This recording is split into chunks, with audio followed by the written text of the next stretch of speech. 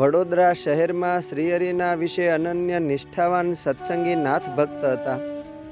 તેઓનું મૂળ વતનનું ગામ કણભા હતું. વડોદરા રાજમાં રોજગાર અર્થે આવીને વસેલા. હાલ શિખરબંધ મંદિર છે તેની પાસે જ તેમનું ઘર હતું. પૂર્વજન્મના મુક્તાત્મા એવા નાથ ભક્ત ઉત્તમ કોટીના એકાંતિક ભક્ત હતા. જેમ જળમાં કમળ રહે તેમ અનાસક્ત ભાવે તેઓ સંસારમાં રહ્યા હતા. સંસાર વ્યવહારની વિષમ વેળા હોય તોય તેઓ ભારે ધીરજપૂર્વક ભક્તિ કરતા. શ્રીજી મહારાજના સ્વરૂપની નિષ્ઠા, શ્રદ્ધા, વિશ્વાસ, મહાત્મ્ય, પ્રેમ અને નિશ્ચય અપૂર્વ અને અડગ હતા. નાથ ભક્ત જીવન નિર્વાહ માટે કપડાં વણવાનો ધંધો કરતા. પોતાના કામમાં તેઓ શ્રેષ્ઠ અને કુશળ કારીગર ગણાતા. જે કપડું બહુ ઉત્તમ બને તે શ્રીજી મહારાજને ભેટ ધરી દેતા. રેશમી, જરિયાની કે સોનેરી કોઈ કપડું ઉત્તમ પ્રકારનું બન્યું હોય તો બીજાને બતાવીને કહેતા કે જો આ કપડું તમે મહારાજને ભેટ મોકલો તો હું મજૂરીના પૈસા નહીં લઉં. આ રીતે તેઓ પોતે સેવા કરતા અને બીજા પાસે પણ હર વખત સેવા કરાવતા. પોતાના ધંધા રોજગારમાંથી જે ધન મળતું તેમાં પરમ સંતોષપૂર્વક કરકસરથી કુટુંબનો વ્યવહાર ચલાવતા. એટલું જ નહીં પણ કમાણીના અડધો ભાગ તો ધર્મ કાર્યમાં વાપરતા. જ્યારે વડોદરા શહેરમાં મંદિર ન હતું ત્યાં સુધી સદગુરુ ગોપાળાનંદ સ્વામી આદિ સૌ સંતો મંડળ સાથે નાથ ભક્તને ઘેર ઉતારો કરતા.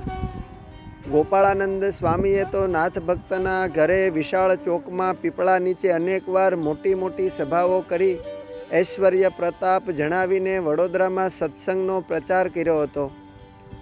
એક વખતે નાથ ભક્ત વડોદરાથી ગઢપુર શ્રીજી મહારાજના દર્શન કરવા આવ્યા હતા. ગઢપુરમાં રહીને મહારાજ પાસે 5 દિવસ રહી દર્શન સેવા સમાગમ કરી પ્રભુની આજ્ઞા માગી ઘેર જવા માટે રસ્તે ચાલતા થયા. થોડું ટાણું વીતતા શ્રીજી મહારાજને કાંઈ કામ સાંભળી આવ્યું. તે નાથ ભક્તનું કામ પડ્યું. તે એક પાર્ષદને મોકલીને કહ્યું કે તમે ઝટ જઈને નાથ ભક્તને પાછા બોલાવી એમને બોલાવીને તરત જ પાછા આવજો. એ સુણીને એ તો નાથ ભક્તની પાછળ ચાલતા થયા. નાથ ભક્ત તો ઉતાવળી ચાલતા હતા. તે બેઉ વચ્ચે ઘણું અંતર પડી ગયું. એમ ચાલતા ચાલતા વડોદરાને પાદર વિશ્વામિત્રી નદીને કિનારે નાથ ભક્ત નાહી ધોઈને પૂજા કરતા હતા. ત્યાં બેઉ ભેળા થયા. ત્યારે મહારાજનો સંદેશો એ ભક્તએ નાથ ભક્તને આપતા કહ્યું કે તમને મહારાજે પાછા ગઢડે બોલાવ્યા છે. શ્રીજી મહારાજની આટલી જ આજ્ઞા સાંભળી નાથ ભક્ત પોતાનું ઘર નજીક હતું છતાં ઘેર આટો મારવા પણ ન ગયા. તેમ કોઈ સાથે સંદેશો પણ ન કહેરાયો ને તુરત જ ત્યાંથી જ પાછા વળીને ગઢપુર શ્રીજી મહારાજ પાસે આવ્યા ને પગે લાગીને પૂછ્યું કે શી આજ્ઞા છે મહારાજ? ત્યારે પ્રભુએ પૂછ્યું કે તમે ક્યાંથી પાછા વળ્યા? ત્યારે નાથ ભક્તે કહ્યું કે વિશ્વામિત્રીના કિનારા પરથી. મહારાજે પૂછ્યું તમે ઘેર ગયા હતા? ના મહારાજ. ફરી પૂછ્યું કે કોઈની સાથે ઘેર સંદેશો કેવરાવ્યો હતો કે નહીં? નાથ ભક્ત કહે ના મહારાજ. ત્યારે મારા મનમાં એમ થયું કે ભગવાન બોલાવે છે તેમાં વચ્ચે બીજા ગોટાળા વાળવા શા માટે ખોટી થવું? તેથી તુરત જ પાછો વળીને આપની પાસે આવ્યો છું. મહારાજ સભાજનોને કહે કે નાથ ભક્તની નિષ્ઠાને ધન્ય છે. ત્યારે બોલાવા જનાર ભક્તને મહારાજે પૂછ્યું કે તમે ઠેઠ ત્યાં સુધી ગયા ત્યારે પાછા કેમ ન આવ્યા? ત્યારે તે કહે કે મહારાજ આખી જિંદગી દેહને સગા કુટુંબીઓ માટે રાત દિવસ ધોળા કરીએ છીએ ત્યારે આ તો લેખે છે.